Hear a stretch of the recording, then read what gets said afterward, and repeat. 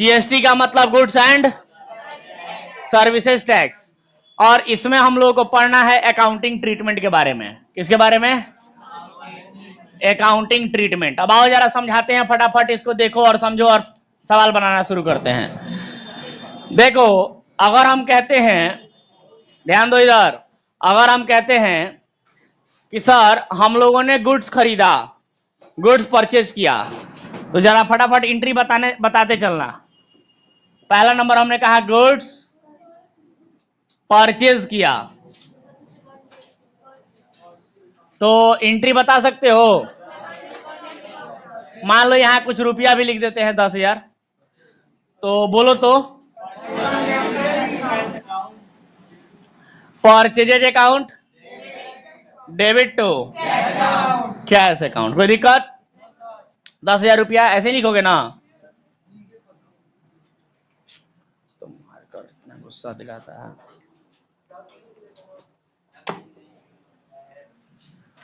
ठीक है, गुड्स हमने परचेज किया है तो purchase account debit to cash account. लेकिन आप लोग ध्यान रखिएगा, हम लोग जीएसटी पढ़ रहे हैं, तो जीएसटी पढ़ रहे हैं तो जीएसटी के पॉइंट ऑफ व्यू से सोचना भी पड़ेगा। जीएसटी पढ़ रहे हैं तो सर जब भी हम लोग माल खरीदेंगे तो जीएसटी देंगे ना। जहां से भी जिस भी बिजनेसमैन से खरीद के ला रहे हैं जी माल, वहां पे उस बिजनेसमैन को जीएसटी हम देंगे। और जब हम लेके खरीद के आ रहे हैं और फिर बेचेंगे तो जिसको भी बेचेंगे उसे जीएसटी लेंगे। जरा एक टेक्निकल टर्म बताने का प्रयास मैं कर रहा हूं, जरा उस शब्द को गौर से सुनिएगा। जैसे मान लो कि हम लोग को किसी चीज का एक शब्द समझाना है, उसके लिए कुछ अलग सा एग्जांपल दे रहे हैं, ठीक है? एग्जांपल को समझना। मान लो कि हम लोग को चीनी बनाना है, क्या चीनी, तो उसके लिए हमें क्या करना होता है? गन्ना है ना, मशीन में डाल के उसको अच्छे से उसमें से जूस निकालना पड़ता है ना? तो हम लोग जूस निकाल लेते हैं, उसके बाद पहले मैंने गन्ना डालते हैं, फिर उसका जूस निकालते हैं, और फिर जूस को किसी मशीन में डाल करके और जैसे जैसे प्रोसेसिंग करके चीनी हम लोग बना देते हैं। यही होता है ना प्रोसेस। तो हम लोगों ने कुछ डाला और बाहर क्या मशीन से निकला? चीनी निकला। तो क्या हम लोगों ने जो भी चीज लगाया कोई फिनिश गुड्स बनाने के लिए, क्या हम लोग उसको बोल सकते हैं कि हमने जो लगाया उसको हमने कह सकते हैं हम इनपुट किया, और आउटपुट के रूप में हमें क्या मिला? चीनी मिला। तो हमने जो लगाया वो इनपुट और जो पाया वो बोल सकते हैं। देखिए एक्चुअली में ये एग्जाम्पल इसमें सेट नहीं होता है, बट ये शब्द समझाने के लिए हम ये एग्जाम्पल दिए कि बस ये इतना समझाना था कि जो हमने लगाया वो इनपुट और जो हमने पाया वो आउटपुट। जीएसटी में इसी शब्द को जीएसटी में इस्तेमाल करते हैं। जो जीएसटी हमने लगाया माने हमने दिया वो इनपुट, और जो हमने पाया, तो हम लगाते कब हैं? जब माल खरीदते हैं तो इनपुट, और हमने पाया कब पाते हैं? जब माल बेचते हैं। तो जब माल बेचेंगे तो आउटपुट। बोलो ना। तो हमने लगाया और हमने पाया। जब खरीदेंगे तो जीएसटी लगाया, और जब बेचेंगे तो जीएसटी पाया। तो जब लगाएंगे तो इनपुट जीएसटी, और जब पाएंगे तो आउटपुट जीएसटी। परचेज के टाइम पे इनपुट जीएसटी और सेल के टाइम पे, बस ये इनपुट और आउटपुट को समझाना था वास्तव में। तो इनपुट और आउटपुट में बच्चे कंफ्यूज हो जाते हैं लिखते समय, इसीलिए मैंने एग्जांपल दिया कि आप लोगों को ध्यान में रहेगा कि चीनी बनाना है मान लो, या कोई भी सामान बनाना है, तो कुछ हम लोग मशीन में लगाते हैं और बाहर कुछ निकलता है। तो हमने क्या लगाया क्या पाया? जो लगाया वो इनपुट कहते हैं उसको हम लोग। ये लगाया तो इनपुट और बाहर आया तो आउटपुट, यही बोलते हैं ना। तो कहने का मतलब ये है कि इनपुट मैंने क्या लगाया और आउटपुट मतलब क्या पाया। तो जो लगाया वो इनपुट और जो पाया वो आउटपुट। तो जीएसटी इसी लाइन को अगर हम जीएसटी में इस्तेमाल करें तो जो जीएसटी हमने लगाया यानी हमने दिया वो इनपुट, और जो जीएसटी हमने पाया वो आउटपुट। बोलो ना। तो यहां माल खरीदे हैं ना, तो हमने जीएसटी दिया होगा ना, जीएसटी लगाया होगा ना, तो क्या इनपुट जीएसटी नहीं बोलेंगे? बोलेंगे ना। तो देखो हमने माल खरीदा है, पैसा दिया है, तो माल खरीदा है तो परचेज अकाउंट डेबिट। मान लो 10,000 का माल खरीदा है तो परचेज अकाउंट डेबिट 10,000। बोलो। माल खरीदा है तो परचेज अकाउंट डेबिट 10,000। लेकिन जीएसटी लगाए भी तो है, जीएसटी दिए भी तो हैं, तो जो हमारे पास से पैसा गया होगा वो ये 10,000 रुपया तो जाएगा ही जाएगा, और प्लस जो जीएसटी हम दिए हैं वो भी तो जाएगा। तो मान लो इस पर हम अगर कह देते हैं कि 12% का जीएसटी है तो 1200 रुपया हुआ। 10,000 का 12% कितना हुआ? 1200 रुपया हुआ। तो 1200 रुपया अगर हम जीएसटी लगाए हैं, जीएसटी दिए हैं, तो कैश हमारे पास से कितना जाएगा टोटल? तो 10,000 प्लस 1200 मिला के 11,200 रुपया कैश जाएगा ना। लेकिन आप देख सकते हैं कि दोनों डेबिट और क्रेडिट बराबर है क्या? नहीं है। तो डेबिट में पैसा कम है। तो क्या कम है सर? वही जीएसटी वाला। तो हमने कहा, क्या कहा था कि जो जीएसटी हम लगाएंगे उसको कौन सा जीएसटी बोलेंगे? इनपुट जीएसटी बोलेंगे। इनपुट जीएसटी अकाउंट डेबिट 1200 रुपया। आया बात समझ में? तो सर आपको बस ये समझना है कि इनपुट शब्द का इस्तेमाल कब करना है और आउटपुट शब्द का इस्तेमाल कब करना है। जब हम लोग सामान खरीदेंगे और जीएसटी देंगे तो हम कहेंगे उसको इनपुट जीएसटी, और जब हम सामान बेचेंगे और जीएसटी लेंगे तो उसको कहेंगे आउटपुट जीएसटी। इसको ध्यान में रखने के लिए, क्लियर करने के लिए मैंने एक प्रोसेस समझाया था अभी, चीनी वाला है ना, उसमें हमने कहा कि हमने जो लगाया वो इनपुट और जो पाया वो आउटपुट। तो हमने लगाया यानी जीएसटी दिया पहले, तो लगाया हमने जीएसटी, और जीएसटी पाया कब पाया? तो जब बेचेंगे तब ना पाएंगे, जब माल बेचेंगे तो पाएंगे। तो जीएसटी पाया कब पाया? जब माल बेचा। तो उस समय आउटपुट जीएसटी कहेंगे। अभी फिलहाल क्या कहेंगे? Input GST. आया बात समझ में? तो आपको बस ये शब्द समझना था कि इनपुट जीएसटी शब्द इस्तेमाल कब करेंगे और आउटपुट जीएसटी शब्द कब इस्तेमाल करेंगे। क्लियर हुआ क्या? चलो ध्यान दो यहां पर। तो ये एंट्री हो गया परचेज का, कोई दिक्कत? अब इसी प्रकार से अगर हम कहें सेल का एंट्री, गुड्स सोल्ड, मान लो गुड्स सोल्ड, माल बेचा, रुपीज कितने का? मान लो कि 12,000 का बेचा, है ना, 12,000 का बेचा। तो नॉर्मल एंट्री अगर 12,000 का हम लोग माल बेचते हैं तो नॉर्मल एंट्री क्या लिखते हैं? Cash account debit to sales account, यही होगा ना। लेकिन अभी जीएसटी का पॉइंट ऑफ व्यू से समझो, ये हो जाएगा यहाँ 12,000, ये हो जाएगा यहाँ 12,000, यही होता है ना नॉर्मली। लेकिन अब जीएसटी के पॉइंट ऑफ व्यू से समझो कि अगर हमने माल बेचा है और जीएसटी लिया है, माल बेचा है और जीएसटी लिया है, तो पैसा आएगा हमारे पास कैश अकाउंट डेबिट। अब माल बेचा है तो टू सेल्स अकाउंट। लेकिन हमारे पास पैसा कितना आएगा सर? तो हमने माल तो 12,000 का बेचा है, आइए इस पे जीएसटी कितना परसेंट लगा था? 12% ना। तो 12,000 का 12% जीएसटी कितना होगा? 12,000 का 12%, 2 जीरो से 2 जीरो कट गया, 12 144, यानी कि 144, 14,040 रुपया हमने जीएसटी लिया। तो सर जो पैसा हमारे पास कैश के रूप में आएगा वो 12,000 का माल बेचे हैं वो तो आएगा ही आएगा, प्लस, हाँ ठीक तो है, 1440 रुपया, ठीक है।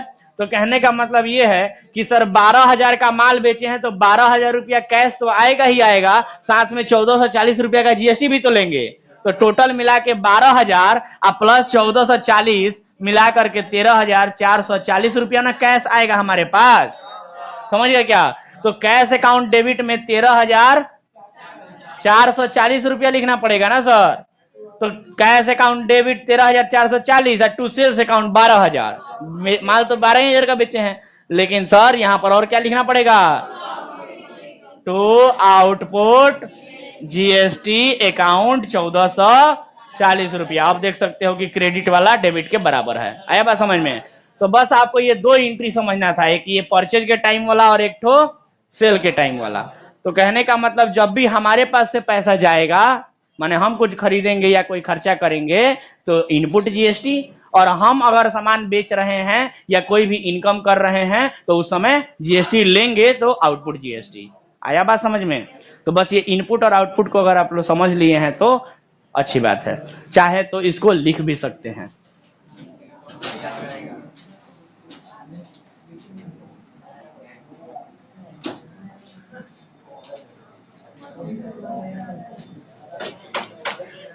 ठीक है। और इसके बाद ढेर सारी इंटीज को हम बताने जा रहे हैं आप लोगों को, और ढेर सारे कंसेप्ट को बताने जा रहे हैं। जरा पहले कुछ कंसेप्ट सीख लीजिए, उसके बाद लिखना शुरू कीजिएगा। देखो इधर, इधर देखो, इधर अगर हम कहें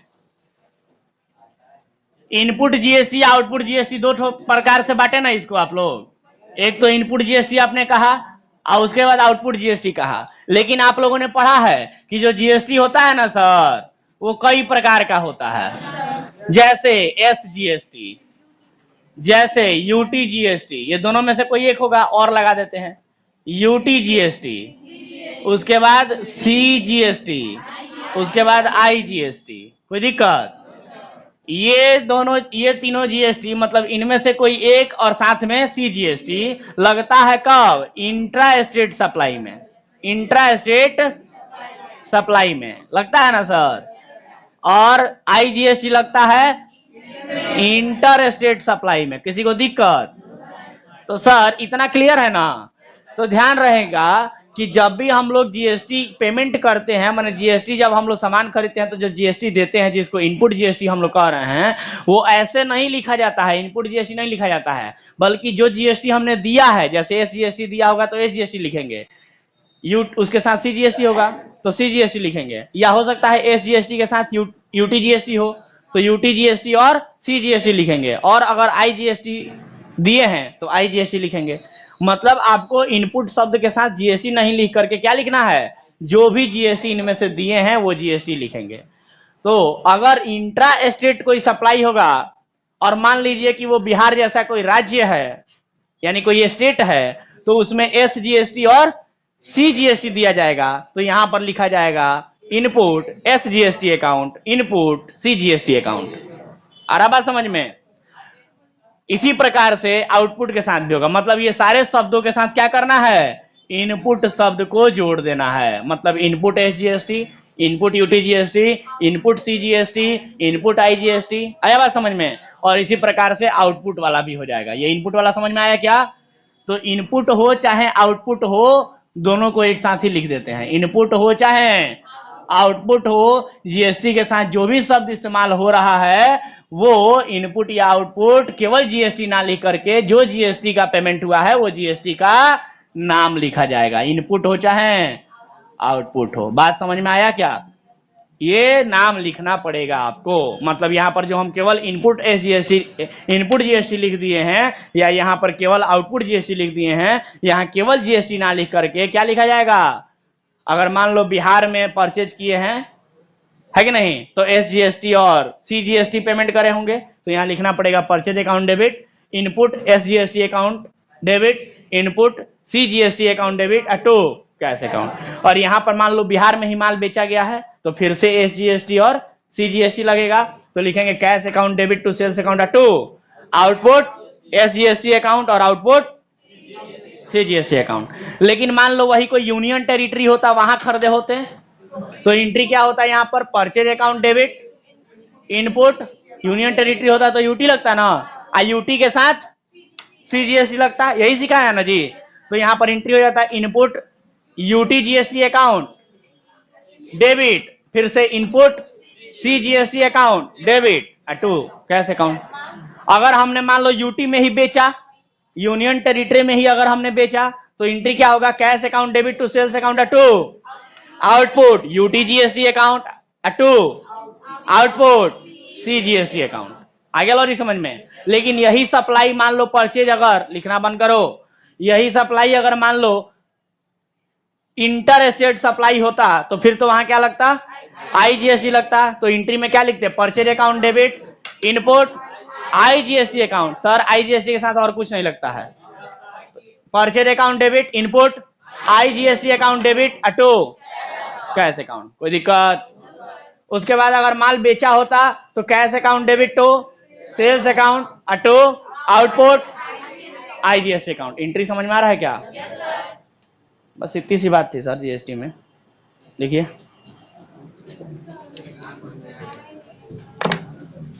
किसी को डाउट बोलो। क्या?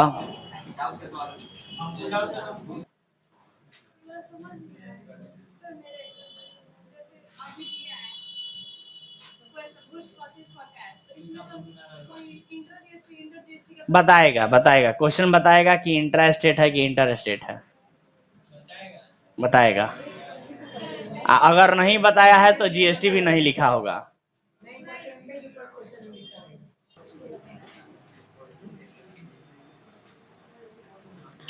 देखो ध्यान देना कि इनपुट जीएसटी जो होता है उसको हम लोग ट्रीट करते हैं इनपुट जीएसटी को एसेट की तरह, ठीक है। और आउटपुट जीएसटी जो होता है इसको हम लोग ट्रीट करते हैं लायबिलिटी की तरह, ठीक है। तो जब भी हम लोग इनपुट जीएसटी भरेंगे देंगे सामान खरीदते समय तो हमारा एसेट माने इनपुट जीएसटी देंगे तो हमारा एसेट बढ़ेगा, और जब भी हम लोग आउटपुट जीएसटी कलेक्ट करेंगे तो हमारा लायबिलिटी बढ़ेगा। तो जब एसेट बढ़ेगा तो डेबिट, तो देखो इनपुट जीएसटी को डेबिट में लिखे हैं, और यहाँ लायबिलिटी बढ़ेगा तो क्रेडिट, तो देखो लायबिलिटी को आउटपुट जीएसटी को कहाँ लिखे हैं, क्रेडिट में लिखे हैं। क्यों आउटपुट जीएसटी तो लायबिलिटी क्यों है, क्योंकि सिंपल सी बात है कि सर ये जीएसटी हम कलेक्ट कर रहे हैं जो कि हमारा पैसा बिल्कुल नहीं है, ये तो सरकार को देना है, और सरकार को देना है तो लायबिलिटी हमारे लिए होगा, क्योंकि किसी और का पैसा लेके हम रखें तो लायबिलिटी है ना। और ये एसेट कैसे है, क्योंकि जो पैसा हमने भरा है उसके अगेंस्ट में हमको वापस से बेनिफिट मिल जाता है, आईटीसी पढ़ाए थे, इनपुट टैक्स क्रेडिट, तो ये आईटीसी हमारे लिए पैसा मिल जाता है ना, जो पैसा हमको वापस मिल जाएगा वो हमारे लिए लायबिलिटी कैसा एसेट हुआ ना, तो ये हमारे लिए एसेट होता है, इसीलिए इनपुट जीएसटी डेबिट में लिखते हैं। कोई दिक्कत? और जो इतनी सी बात समझ गया कि इनपुट जीएसटी एसेट है, आउटपुट जीएसटी लायबिलिटी है, उसके लिए अब जीएसटी चैप्टर में कुछ नहीं बचा है, फटाफट अब सारा क्वेश्चन बना सकता है। आइए इनपुट आउटपुट लिखना सिखा दिए, ये सीख गए तो सारा क्वेश्चन हो जाएगा। चलो लेकिन हम लोग सारा अच्छे से देखते हैं, टॉपिक मिटाए क्या ऊपर से?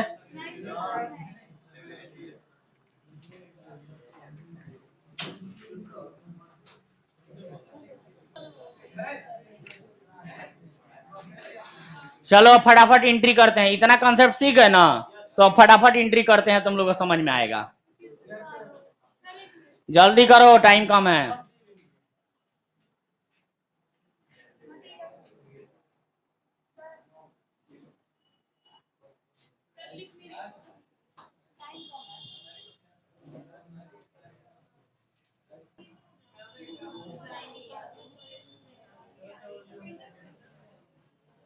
मिटाए क्या?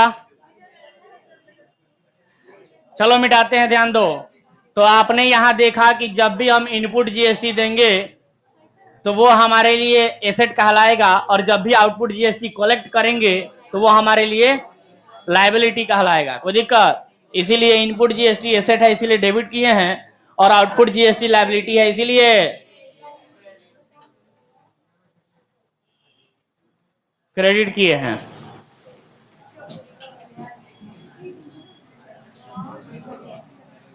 चलो तो अब फटाफट एंट्री लिखते हैं और इसको टॉपिक को आगे बढ़ाते हैं।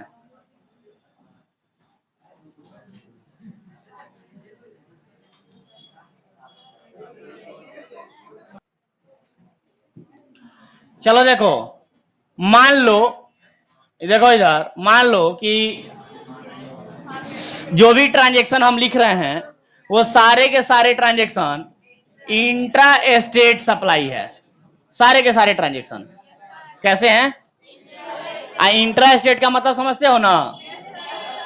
क्या बोलेंगे उसका मतलब? Supply with in the same state, यही बोलेंगे ना? Supply with in the same state, supply with in the same state, यानी एक ही स्टेट में सप्लाई हुआ है। तो चलो अब फटाफट हमको बताना शुरू करो सारे के सारे जर्नल एंट्री। मान लो कि अगर हमने गुड्स परचेज किया है, क्या किया है? गुड्स परचेज किया है,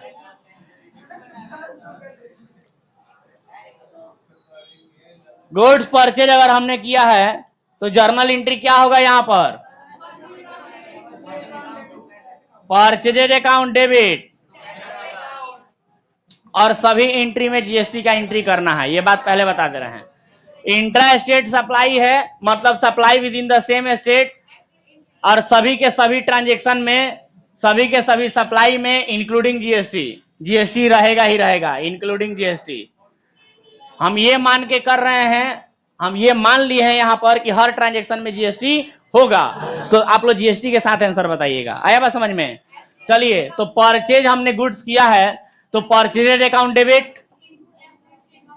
इनपुट। अब बताओ इंट्रा स्टेट है माने सेम स्टेट में सप्लाई हुआ है तो दो ठो जीएसटी लगेगा ना, एस जीएसटी और CGST। और हमने गुड्स परचेज किया है तो हमने जीएसटी लगाया होगा, तो जो लगाया वो इनपुट, जो पाया वो आउटपुट, तो लगाया है तो इनपुट ना। कौन कौन सा GST? SGST account debit input, CGST account debit auto cash account. किसी को दिक्कत?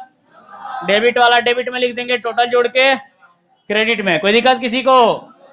चलो, अगर यही माल मान लो हमने गुड्स सोल्ड किया है तो एंट्री बताओ। Cash account debit to sales account to output SGST account to output CGST account. किसी को दिक्कत? डेबिट वाला डेबिट में, क्रेडिट सब वाला क्रेडिट में। हो गया सर? चलिए अगला एंट्री, मान लीजिए कि हमने परचेज रिटर्न कर दिया है, परचेजेस रिटर्न कर दिया है, तो उसका एंट्री बता सकते हो। परचेज किए थे तो डेबिट में, परचेज रिटर्न हुआ तो क्रेडिट में, तो एंट्री क्या लिखेंगे? परचेज रिटर्न का एंट्री क्या लिखेंगे? सर कैश में तो कभी रिटर्न होता ही नहीं है। रिटर्न तभी होता है जब हम लोग उधार में खरीदे हो, है कि नहीं? तो जब उधार में खरीदे होंगे, अच्छा कहने का मतलब ये है कि यहाँ पर जो कैश लिखे हो ना, ये तो ये बताना चाहते हो कि नगद में है। हो सकता है उधार में भी हो, और उधार में होगा तो यहाँ पर क्रेडिटर लिख सकते हो ना, और यहाँ कैश लिखे हो मतलब तुम ये मानते हो कि गुड्स नगद में बेचा गया है। लेकिन ये भी तो हो सकता है कि उधार में बेचे हो, तो उधार में बेचे होते तो डेटर्स अकाउंट डेबिट लिखते। आया बात समझ में? तो यहाँ पर जब रिटर्न की बात की जाती है तो रिटर्न की बात सिर्फ तभी होती है जब उधार में माल खरीदा या उधार में माल बेचा गया हो। नगद वाला रिटर्न नहीं होता है, समझे क्या? तो सर उधार में माल अगर खरीदा गया था तो वही ना रिटर्न होगा। तो बताओ उधार खरीदारी रिटर्न हुआ तो बताओ क्रेडिटर अकाउंट। क्रेडिटर, क्योंकि हम लोगों ने खरीदा था तो क्रेडिटर को क्रेडिट में लिखा था। अब रिटर्न करेंगे तो क्रेडिटर नाम का लायबिलिटी घटेगा ना, और घटेगा तो डेबिट, तो creditor account debit to purchases return account. लेकिन जीएसटी भी तो होगा उसमें। तो जब हमने माल खरीदा था तो जीएसटी लगाया था, अभी माल वापस करेंगे तो जीएसटी वापस कर देगा ना वो। माने हमने माल खरीदा था तो जीएसटी का भी पैसा उसने लिया था ना, बोलो ना। माने जो माल का पैसा था वो तो लायबिलिटी हमारे लिए था ही, क्योंकि उधार में खरीदे थे। और जो जीएसटी जो था, जो जीएसटी का पैसा था वो भी तो हमारे लिए लायबिलिटी था ना। अरे लायबिलिटी इन द सेंस कि वो भी जोड़ के हम क्रेडिटर को लिखे हैं ना। यहाँ पे गुड्स का परचेज प्राइस प्लस आईजीएसटी का प्राइस दोनों जोड़ के ना क्रेडिटर लिखे थे। यानी ये तीनों पैसा मिला करके ना हमको क्रेडिटर को पैसा देना था। तो यहाँ पर अब क्रेडिटर अकाउंट को क्रेडिट के बजाय डेबिट में अगर लिखे हैं यहाँ पर, और परचेज के जगह पर परचेज रिटर्न क्रेडिट में लिखे हैं, तो आईजीएसटी जो वहां पर डेबिट हुआ था यहाँ पर क्या हो जाएगा? क्रेडिट हो जाएगा। तो लिखेंगे यहाँ पर टू आउटपुट, आउटपुट थोड़ी लिखेंगे जी, माल थोड़ी बेचे हैं, input, input SGST account to input CGST account. आया क्या बात समझ में? डेबिट वाला डेबिट में और क्रेडिट सब वाला क्रेडिट में। तो ये परचेज रिटर्न समझे क्या? ऐसे ही मान लो अगर सेल्स रिटर्न हो, सेल्स रिटर्न हो, तो अगर सेल्स रिटर्न हमने किया है तो उसका एंट्री क्या होगा? तो सेल का एंट्री ये रहा, सेल्स रिटर्न इसका अपोजिट होगा ना। तो बोलो ना, सेल्स रिटर्न अकाउंट डेबिट, बोलो ना, सेल्स रिटर्न डेबिट होगा ना? सेल्स रिटर्न डेबिट नहीं होगा, सेल्स रिटर्न अकाउंट डेबिट और आउटपुट एसजीएसटी। अरे हमने माल बेचा था तो आउटपुट जीएसटी लिया था, और अभी कोई व्यक्ति आकर के माल वापस कर दे तो उसका जीएसटी वापस करना पड़ेगा ना। तो आउटपुट जीएसटी जो लिए थे उसको वापस करना पड़ेगा। तो आउटपुट जीएसटी यहाँ पर क्रेडिट किए थे, और यहाँ पर क्या करना पड़ेगा? रिटर्न है तो आउटपुट जीएसटी को डेबिट करना पड़ेगा। तो output SGST account debit, output CGST account debit to माल बेचे थे उधार में तो डेटर डेबिट था, अभी रिटर्न हो गया तो क्रेडिटर क्रेडिट में हो जाएगा, तो टू डेटर अकाउंट, डेबिट वाला सब डेबिट में और क्रेडिट वाला क्रेडिट में। समझ गए बात? चलो तो ये एंट्री भी हो गया।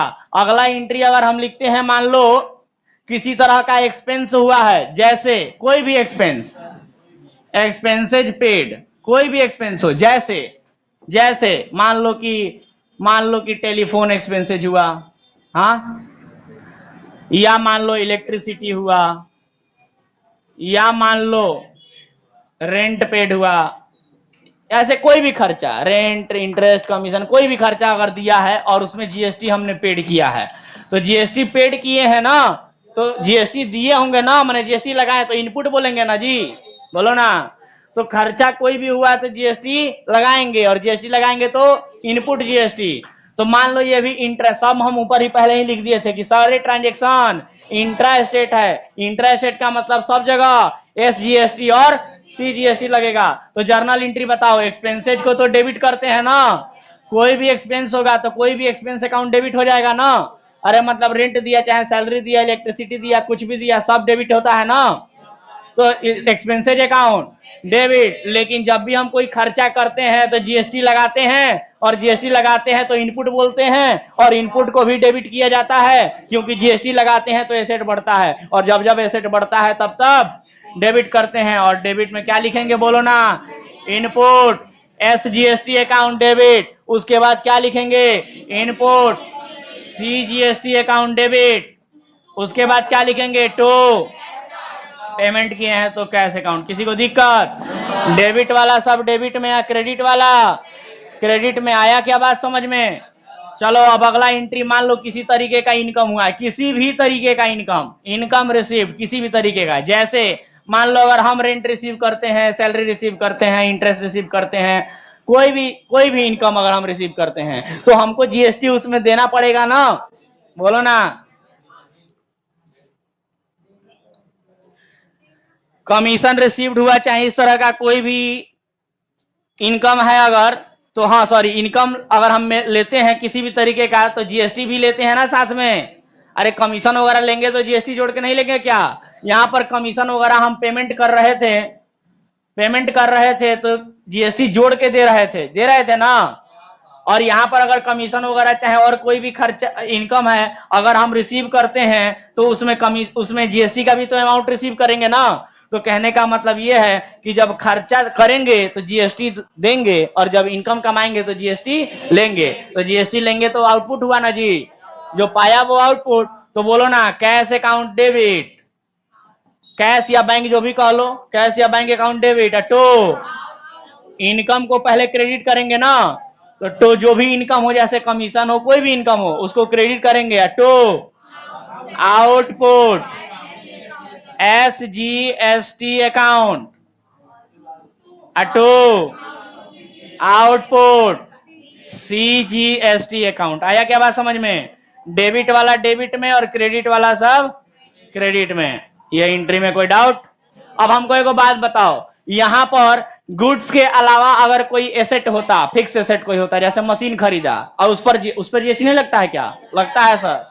तो मान लो गुड्स खरीदा उस पर गुड्स खरीदा तो ये एंट्री हो गया, उस पर जीएसटी दिया। तो गुड्स के अलावा अगर कोई दूसरा एसेट रहता तब एंट्री क्या होता?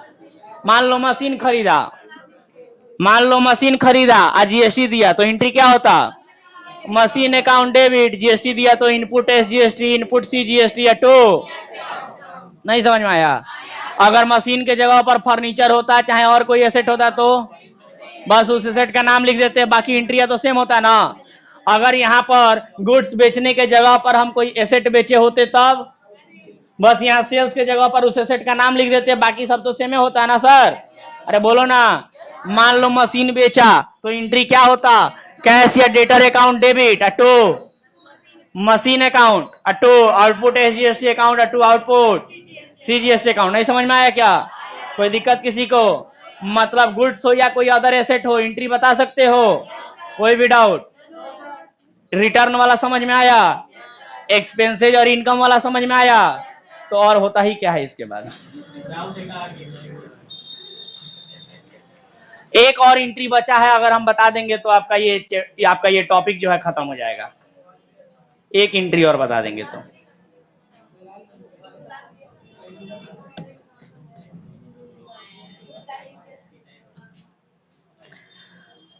जीएसटी का एंट्री बहुत भारी लग रहा है क्या?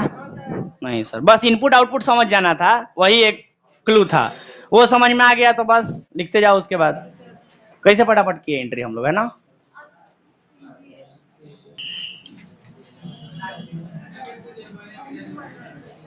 एक और एंट्री है, समझा दे क्या? दो गो एंट्री है बस, छोटा छोटा। नहीं बता देते हैं, सुनो सुनो सुनो सुनो सुनो इधर। यहां पर आप लोग देख पा रहे हैं कि बहुत सारे एंट्री में इनपुट जीएसटी और आउटपुट, कुछ एंट्री में आउटपुट जीएसटी लिखे हैं। आप लोगों ने देखा है कि इनपुट जीएसटी हमारे लिए एसेट है और आउटपुट जीएसटी लायबिलिटी है। तो आप सभी जानते हैं कि इनपुट जीएसटी, मैंने जो एग्जांपल एक दिन बताया था आईटीसी वाला, याद है क्या? दोगे तो छोड़ देंगे, नहीं तो जोड़ देंगे, याद है क्या? तो सर उसी कॉन्सेप्ट को समझना है। मान लीजिए कि हमने यहाँ पर कुछ रुपया जीएसटी के रूप में पहले लगाया है इनपुट, और फिर कुछ रुपया आउटपुट के रूप में जीएसटी पाया है, तो जितना पहले हमने लगाया था वो हमको वापस मिलेगा ना? अरे बोलो ना। तो वो हमको वापस मिलेगा। इसका मतलब ये हुआ कि हम लोग ने जो पैसा पहले दिया था उसको हम एडजस्ट कर लेंगे, माने वो पैसा हम लोग रख लेंगे। आज आउटपुट जीएसटी में जितना एक्स्ट्रा हम लोग जमा कर लिए हैं, जितना एक्स्ट्रा जीएसटी हम लोगों ने कलेक्ट कर लिया है, वो एक्स्ट्रा जीएसटी सरकार को चला जाएगा। कहने का मतलब ये है कि मान लो अगर हम लोगों ने यहाँ पर जीएसटी लगाया 12 रुपया, ये दोनों मिला के जीएसटी कितना लगाया? 12 रुपया, और ये टोटल मिला के हम लोगों ने 15 रुपया का जीएसटी कलेक्ट कर लिया। आ रहा बात समझ में? माने इनपुट जीएसटी 12 रुपया हम लोगों ने लगाया है और 15 रुपया हम लोगों ने कलेक्ट कर लिया है। तो वैसी परिस्थिति में क्या होगा सर? तो 12 रुपया जो हमने पहले लगाया था ना, वो हम रख लेंगे और देखेंगे कि अरे 15 रुपया जो आया है ना, उसमें से 12 रुपया हम रख लेंगे। क्यों रख लेंगे? क्योंकि हमने 12 रुपया पहले लगाया है, तो इसलिए वो 12 रुपया क्या करेंगे, इस 15 रुपया में से 12 रुपया अपने पास रख लेंगे और देखेंगे कि 3 रुपया एक्स्ट्रा है ना, तो ये 3 रुपया ही सरकार को पेड कर दिया जाएगा। आया क्या बात समझ में? बस इतनी सी बात समझनी है सर। अब गौर से सुनिएगा, जो बोल रहे हैं शब्द को सुनिएगा। इनपुट जीएसटी को एडजस्ट करना है आउटपुट जीएसटी से, हम यही समझा रहे थे कि 12 रुपया जो हमने जमा किया है पहले, उसको हम क्या करेंगे, है जो 15 रुपया लिए है ना जीएसटी के रूप में, इसमें से एडजस्ट कर लेंगे। तो क्या हम बोल सकते हैं कि इनपुट जीएसटी को एडजस्ट करना है कहां से? आउटपुट जीएसटी से, बोल सकते हैं। तो अब बताओ, एडजस्ट कर लेंगे तो हमारा एसेटवा जो दिए थे वो खत्म, और जो लायबिलिटी, अरे जो आउटपुट लिए हैं वो लायबिलिटी है ना, उसको एडजस्ट कर दिए तो उतना रुपया का लायबिलिटी भी खत्म। तो 12 रुपया से एसेट भी खत्म इनपुट जीएसटी नाम का, अब 12 रुपया से आउटपुट जीएसटी नाम का लायबिलिटी भी खत्म। तो एंट्री क्या होगा, जरा गौर से सुनना। एंट्री क्या होगा? तो एडजस्ट करे क्या यहां पर?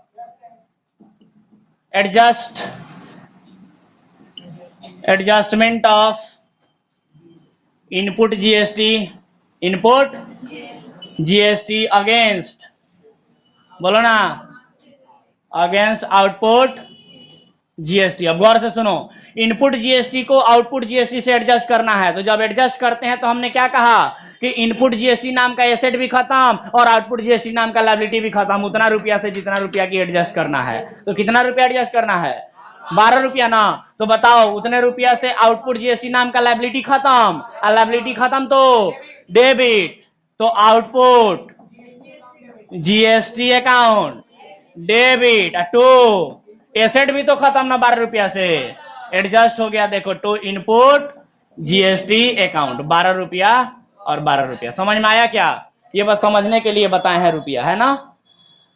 लेकिन 3 रुपया अभी एक्स्ट्रा है ना हमारे पास आउटपुट जीएसटी के रूप में, तो अभी भी तो 3 रुपया लायबिलिटी है ना हमारे पास। तो ये 3 रुपया का लायबिलिटी क्या करेंगे हम लोग? सरकार को पेमेंट कर देंगे, गवर्नमेंट को पेड कर देंगे। तो जब गवर्नमेंट को पेड किया जाता है तो उस समय एंट्री क्या करते हैं सर? तो गवर्नमेंट को पेड करेंगे ना। तो जब गवर्नमेंट को पेड करेंगे तो ये भी आउटपुट जीएसटी जो 3 रुपया अभी एक्स्ट्रा हमारे पास बचा हुआ है, ये 3 रुपया एक्स्ट्रा भी क्या हो जाएगा? लायबिलिटी खत्म। अरे जब पेमेंट कर देंगे गवर्नमेंट को तो लायबिलिटी खत्म नहीं हो जाएगा?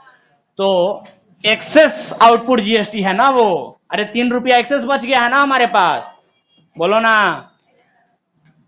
तो excess output GST paid to, बोलो ना, गवर्नमेंट को पेड कर देंगे। तो एंट्री क्या होगा सर? तो आउटपुट जीएसटी जब हम पेड कर देंगे तो हमारा आउटपुट जीएसटी नाम का लायबिलिटी खत्म, और लायबिलिटी खत्म तो output GST account debit, payment कर दिया तो बैंक अकाउंट। आया बात समझ में? 3 रुपया, कोई दिक्कत? ये बात समझ में आया? अब देखो, जैसा कि मैंने पहले ही बताया था कि केवल जीएसटी शब्द नहीं लिखते हैं, केवल जीएसटी शब्द नहीं लिखते हैं। अगर सीजीएसटी, एसजीएसटी, सीजीएसटी होगा तो वो लिखेंगे यहां पर, output SGST account debit, output CGST account debit, to input SGST account to input CGST account. ऐसे ही यहां पर आउटपुट जीएसटी केवल जीएसटी नहीं लिखेंगे बल्कि एसजीएसटी और सीजीएसटी लिखेंगे। तो यहां पर आएगा output SGST account debit, output CGST account debit to bank account. समझ गए? क्योंकि जीएसटी तो केवल लिखते नहीं है। That's it। और ये था आपका जीएसटी से संबंधित अकाउंटिंग ट्रीटमेंट। मैं उम्मीद करता हूं समझ में आया होगा। अगले क्लास में आकर के हम लोग ढेर सारा सवाल बनाएंगे। आज के लिए मेरी तरफ से इतना ही, मिलते हैं अगले क्लास में, तब तक के लिए धन्यवाद।